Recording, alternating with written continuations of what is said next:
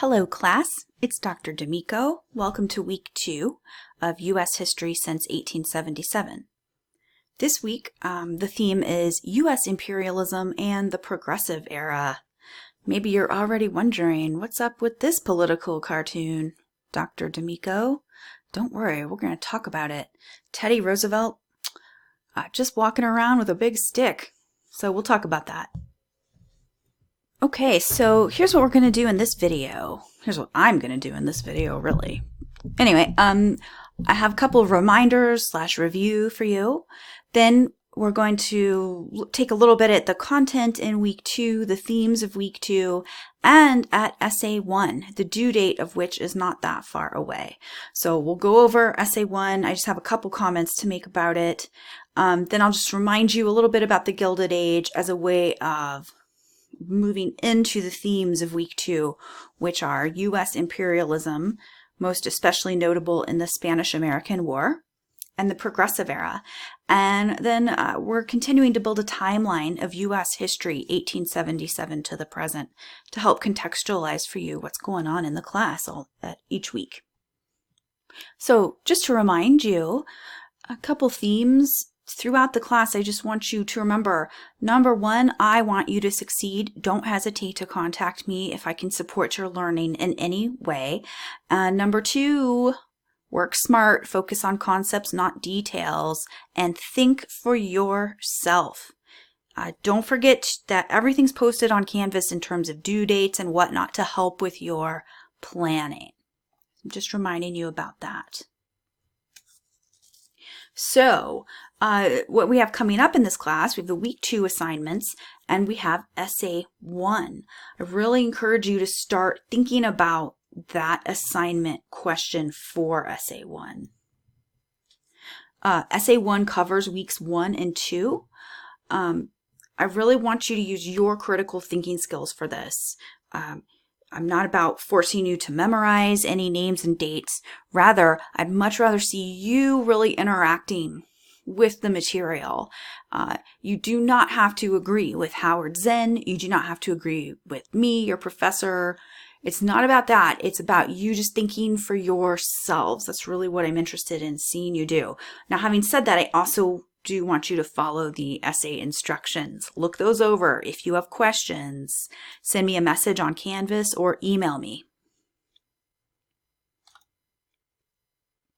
Okay, so just to remind you, we're studying U.S. history 1877 to the present. I'm going to talk a little bit about the content right now.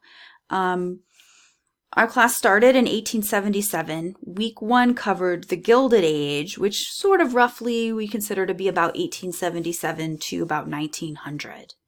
Week 2 Zinn spends a whole chapter 12, on U.S. imperialism in the late 1800s and early 1900s, spending really a lot of time on the Spanish-American War.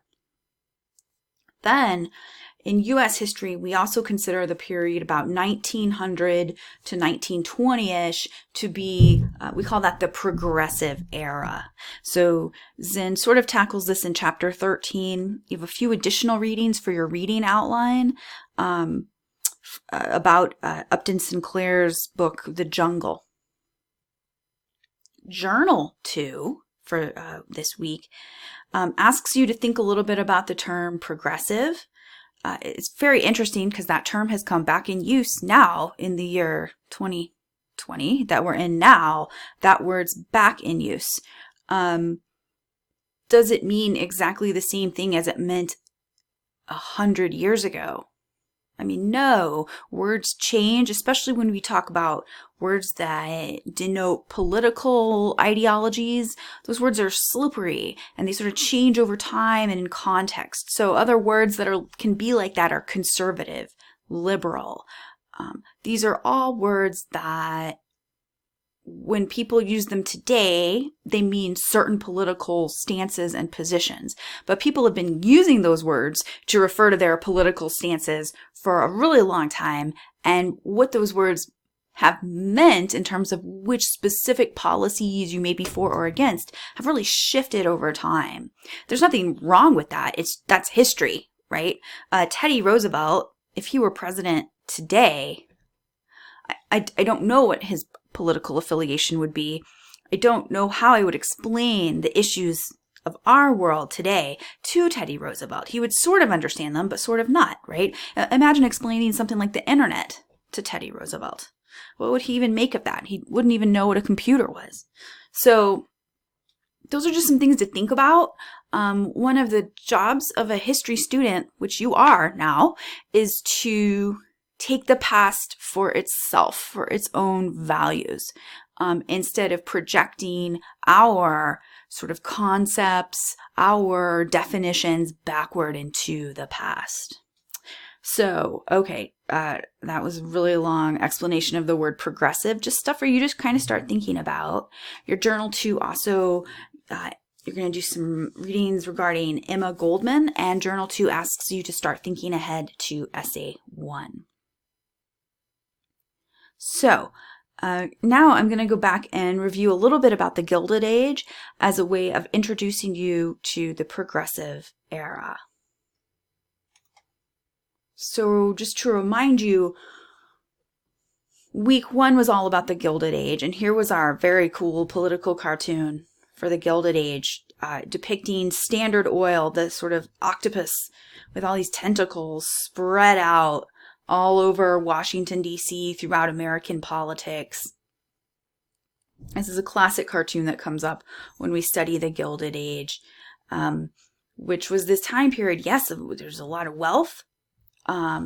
Things did look very bright and shiny, but there were also a lot of problems, and a very rapidly changing society, which is what my next slide is about. I called it the era of more money, more problems.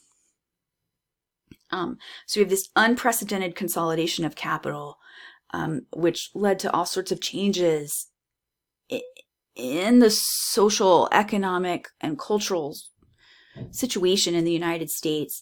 And so remember, we did these 2 readings, Carnegie's Gospel of Wealth and Lords of Industry by Lloyd.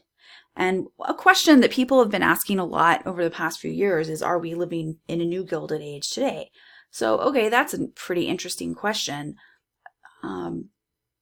So what happened next? What happened after the Gilded Age? A couple things. One thing that happened during and after the Gilded Age was the United States took an really ever increasing role in the world. And that is something I would say that we could certainly identify with today. The United States is definitely involved in world sort of politics and world issues in many different ways, some of which people disagree about, right? So that's another way in which maybe the Gilded Age has some parallels to our own time period. Another thing that happened starting around 1900, again, that's sort of an arbitrary date, but we do see some shifts starting in 1900. It's also when Teddy Roosevelt was elected president, for example. So we call the next couple decades, usually in American history, we call those the Progressive Era. And so this was a time period demarcated by a variety of ways in which people thought about dealing with this new world that they were living in. So the Gilded Age is an age where there was a rise of corporations, ever more power on their part, and the sort of resulting social issues that came along at the same time. Sometimes we think of the Progressive Era as an era of regulation, as sort of a response to the Gilded Age, increased regulations. And a lot of these are things that we really take for granted today. Like, for example, the establishment of the FDA, right?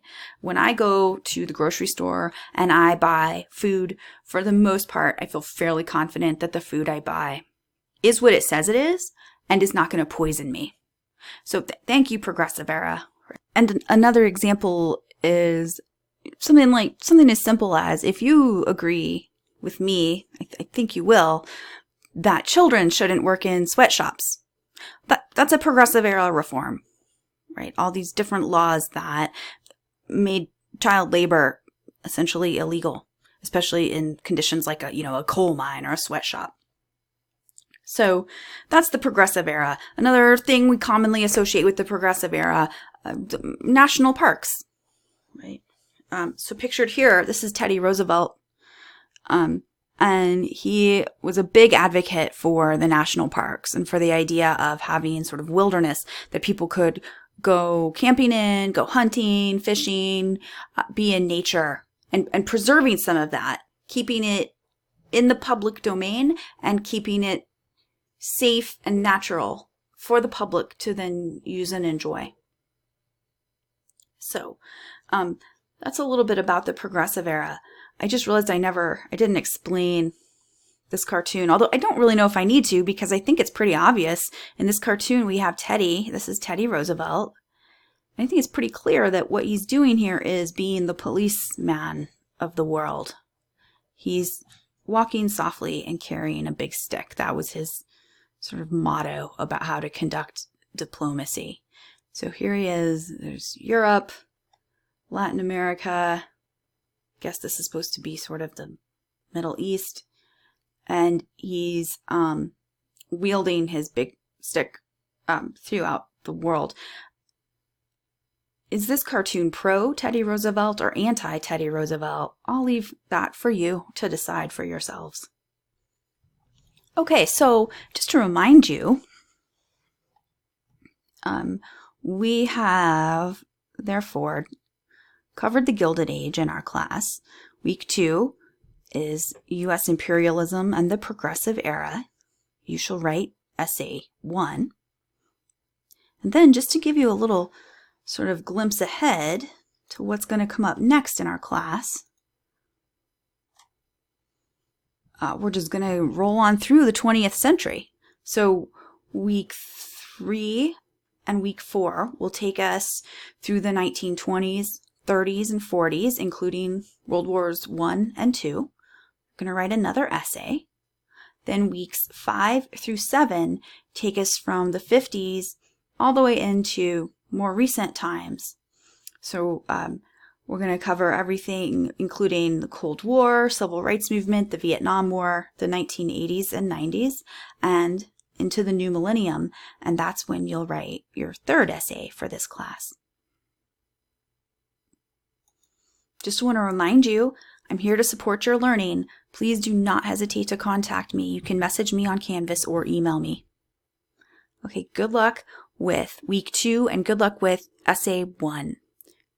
Don't forget to take a look at that essay assignment. Email me any questions that occur to you.